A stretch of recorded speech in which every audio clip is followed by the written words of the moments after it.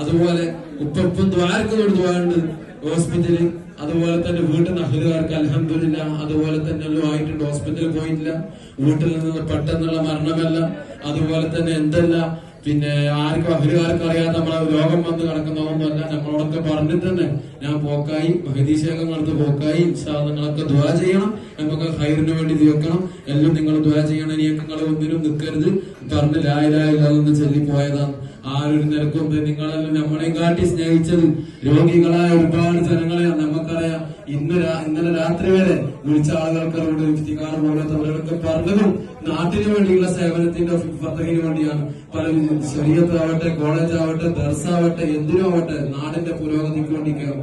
അതുകൊണ്ട് മക്കളായ നമുക്ക് പോലും നമുക്കതിന് കിട്ടിയില്ല അൽഹംദുലില്ലാ. പക്ഷെ നമുക്കൊക്കെ ഒന്നും നമ്മളെ വാപ്പ പറഞ്ഞിട്ടുണ്ടോ സയ്യിദന്മാർക്ക് ദീന് പ്രവർത്തിക്കാനുള്ളത്.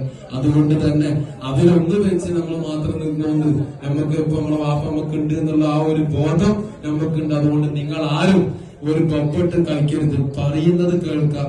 ഈ നമ്മൾ ഏതൊക്കെ രൂപം മയ്യത്ത് കാണുന്ന ആ രൂപത്തിൽ നിങ്ങൾ കണ്ട് ലാ ഇലാഹ ഇല്ലല്ലാഹ് ചൊല്ലിക്കഴിഞ്ഞാൽ അതാണ് തങ്ങൾ പറഞ്ഞതിന്റെ യഥാർത്ഥ അനുയായി എന്നുള്ളതാവും. അല്ലാതെ എതിര് പ്രവർത്തിക്കുമ്പോൾ നമ്മൾ അവരോട് ചെയ്യുന്നത് റബ്ബിന്റെ ഭാഗത്തുനിന്നും തെറ്റാണ്, മൂപ്പറിന്റെ എതിരാണ്. രണ്ടും നമ്മൾ പാടില്ല. അതോ അല്ലാഹു തആല സ്വീകരിക്കുമാറാവട്ടെ. ഇൻഷാ അല്ലാഹ് നിസ്കാരത്തിന് വേണ്ടിയിട്ട് സയ്യിദ് സാദാത്ത് തങ്ങൾ നേതൃത്വം നൽകുന്നു.